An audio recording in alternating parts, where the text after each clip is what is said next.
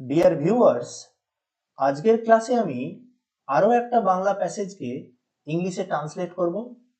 এই ট্রান্সলেশন তোমাদের আসন্ন পিএসসি ক্লার্কশিপ এবং মিসলেনিয়াসের জন্য অত্যন্ত গুরুত্বপূর্ণ। এইভাবে যদি তোমরা ট্রান্সলেশন প্র্যাকটিস করতে থাকো, আশা করি পরীক্ষার হলে যে অসুবিধা ফেস করতে হয় সেটা হয়তো হবে না এবং তোমরা সহজেই ট্রান্সলেশন করে আসতে পারবে। তো ভিডিওটা শুরু করার আগে আমরা পড়ে নেব কোন প্যাসেজের ট্রান্সলেশনটা করছি।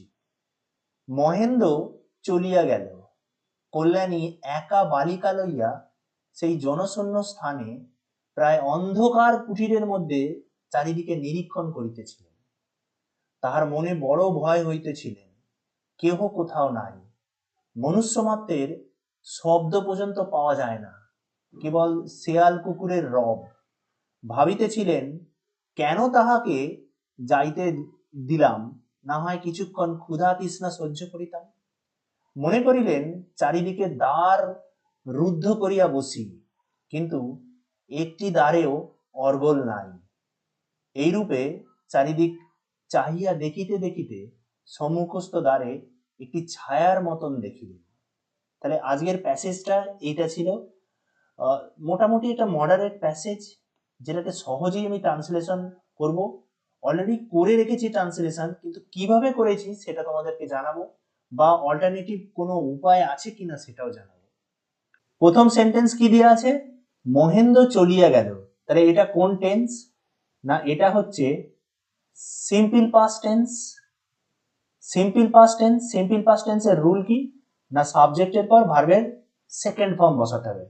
অর্থাৎ ভার্ব যদি গো হয় তাহলে আমরা কি করব? না, সেকেন্ড ফর্ম ওয়েন্ট বসাবো। সাবজেক্টকে মহেন্দ্র। তাহলে আমি কি লিখছি সেন্টেন্সটা? মহেন্দ্র ওয়েন্ট অ্যাওয়ে, মহেন্দ্র চলিয়ে গেল।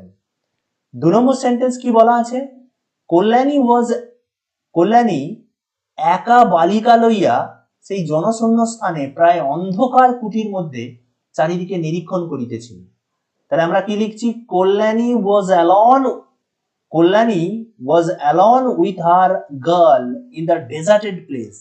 কল্যাণী কি ছিল? না, একা ছিল।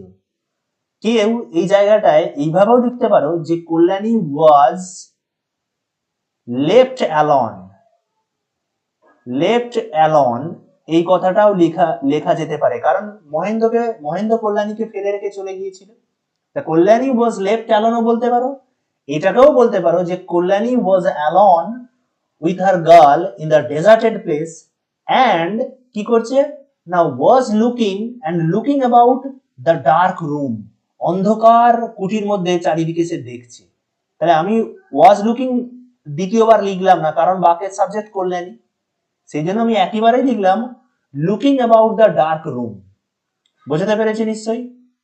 3 নম্বর সেন্টেন্স কি বলছে? তাহার মনে বড় ভয় হইতেছিলেন। তাহার মনে বড় ভয় হইতেছিলেন মানে খুব ভয় পেয়েছিল সে। তাহলে আমরা এইভাবে লিখতে পারি, তাহা বলতে কাকে ইন্ডিকেট করছে? কল্যাণী। তাহলে she was very scared, খুব ভয় পেয়ে গিয়েছিল। অথবা এটাকেও বলতে পারি she was much frightened, কারণ এটা অ্যাডজেক্টিভ করলাম। তাহলে she was much frightened, খুব বড্ড ভয় পেয়ে গিয়েছিল। 4 নম্বর সেন্টেন্স কি দেওয়া আছে? বলছে কেহ কোথাও নাই। তাহলে আমরা কি লিখবো? there was nobody anywhere, কেহ কোথাও নাই। মনুষ্য মাত্রের শব্দ পর্যন্ত পাওয়া যায় না। তাহলে আমি এটাকে লিখতে পারি, বাক্যের সাবজেক্ট নেই, সাবজেক্ট না থাকলে কি করব আমরা? দেয়ার ইউজ করব। দ্বিতীয় বাক্যেও বলছে মনুষ্য মাত্রের শব্দ পর্যন্ত পাওয়া যায় না, মানে কেউ পাওয়া যায় না। তাহলে আমি এইভাবে লিখতে পারি, one could hardly hear the sound of any human being। one could hardly hear মানে কেউ পায় না। আমি এরকম ভাবে লিখতে পারতাম, one could not hear, এটাকেও দিতে পারতাম, কেউ পায় না। আমি হার্ডলি শব্দটাকে দিয়েছি, এই যে মনুষ্য মাত্রের শব্দ পর্যন্ত পাওয়া যায় না, এইটাকে হার্ডলি ইউজ করে আমার এক্সপ্রেশনটাকে আরো সুন্দর করেছি আমি এখানে। তাহলে one could hardly hear the sound of any human being। Could শব্দের পরে ভার্বের প্রেজেন্ট ফর্ম হয়, সেজন্য হিয়ার লিখেছি। কেবল শেয়াল কুকুরের রব মানে শুধুমাত্র শেয়াল কুকুরের শব্দ শোনা যায়। তাহলে এটা লিখেছি only the barking sound of dogs and foxes was heard. কি পাওয়া যায় না শিয়াল কুকুরের ডাককেও আমরা বার্কিং বলে থাকি অথবা ফক্সের ডাককেও আমরা বার্কিং বলে থাকি। সেজন্য লিখছি only the barking sound of dogs and foxes was heard. বোঝা গেল? এটাকে আমি এইভাবে লিখলাম আলাদা আলাদা সেন্টেন্সে ভেঙে, কিন্তু এইটাকে কেউ একই সেন্টেন্সে মানে একটা সিম্পল সেন্টেন্সেও লিখতে পারো। কিভাবে? আমি এইভাবে লিখেছি যে there was nobody anywhere, কেউ ছিল না, কমা দিয়ে লিখছি not even the sound of any human being, এমনকি কোনো হিউম্যান বিং এর মনুষ্যের শব্দ পর্যন্ত শোনা যায় না, except the barking sound of dogs and foxes। এটাকেও লিখতে পারো, মানে কেউ যদি একটা বা সিঙ্গেল সেন্টেন্সে বা সেন্টেন্সে লিখতে চাও ঠিক এইভাবে লিখতে পারো। তাহলে there was nobody anywhere, not even the sound of any human being except the barking sound of dogs and foxes। এই সেন্টেন্সটাকেও লেখা যাবে। আচ্ছা, এরপরে 5 নম্বর সেন্টেন্স কি বলেছি? ভাবিতেছিলেন কেন তাহাকে যাইতে দিলাম, না হয় কিছুক্ষণ ক্ষুধা তৃষ্ণা সহ্য করিতাম। মানে কল্যাণী ভাবছিল যে কেন আমি মহেন্দ্রকে যেতে দিলাম, তাকে আমি হয়তো কিছুক্ষণ আমি যদি ক্ষুধা বা তৃষ্ণাটা সহ্য করতাম তাকে যে মানে আমাকে এত এই ভয় পেতে হতো না। তাহলে বলছে মানে এই যে সরি এখানে আই লিখে ফেলেছি, এখানে হবে she. She regretted why she had allowed him। She regretted মানে কি অনুশোচনা বোধ করছে কেন তাকে যাইতে দিলাম।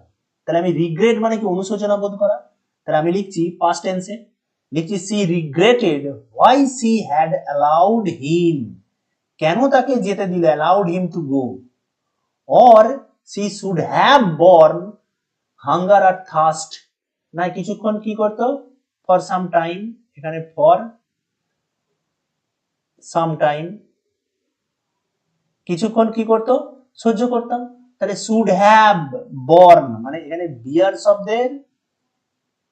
শব্দের পাস্ট ফর্ম ইউজ করেছি born। তাহলে should have শব্দের পরে আমরা কি করি না ভার্বের থার্ড ফর্ম ইউজ করি। কখন ইউজ করা হয়, আমি কখন বলতে কি এটা উচিত ছিল, আমাকে তাকে ছেড়ে যাওয়া তাকে যেতে দেওয়া আমার উচিত হয়নি, এই অর্থে এই যে না হয় আমি কিছুটা সহ্য করতাম।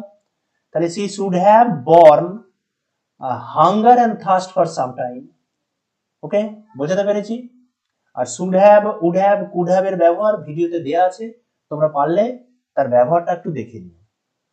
মনে করিলেন চারিদিকের দ্বার রুদ্ধ করিয়া বসি, তাহলে she thought, তাহলে মনে করিলেন চারিদিকের দ্বার রুদ্ধ করিয়া বসি, অতীতকালের কোনো কাজ করতে চেয়েছিল কিন্তু হয়নি, পারেনি। যদি এরকম ইউজ করা হয় তাহলে সেক্ষেত্রে আমরা কি করব না সাবজেক্টের পরে আমরা হ্যাড ইউজ করব, যে আমি একটা কেক বানাবো ভেবেছিলাম কিন্তু বানাতে পারিনি, তাহলে I had thought of making a cake but could not. তাহলে সেক্ষেত্রে আমরা হ্যাড কে ইউজ করি, মানে পাস্ট পারফেক্ট কে ইউজ করে থাকি। ঠিক এরকমই মনে করিলেন চারিদিকের দ্বার রুদ্ধ করিয়া বসি, তাহলে she had thought of waiting, বসি মানে কি অপেক্ষা করি মহেন্দ্রের জন্য, she had thought of waiting closing the door, দরজা বন্ধ করিয়া। তাহলে she had thought of waiting closing the door।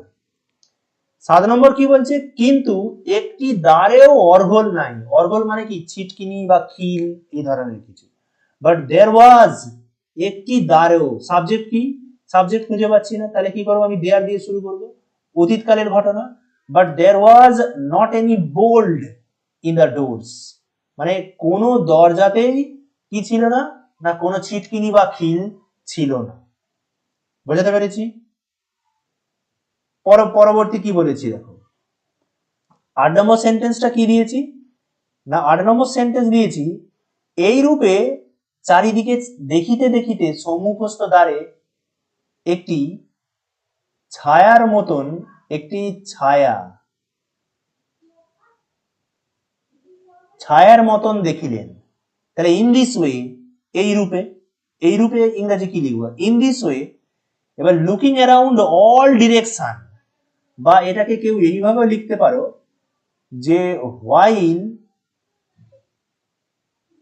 she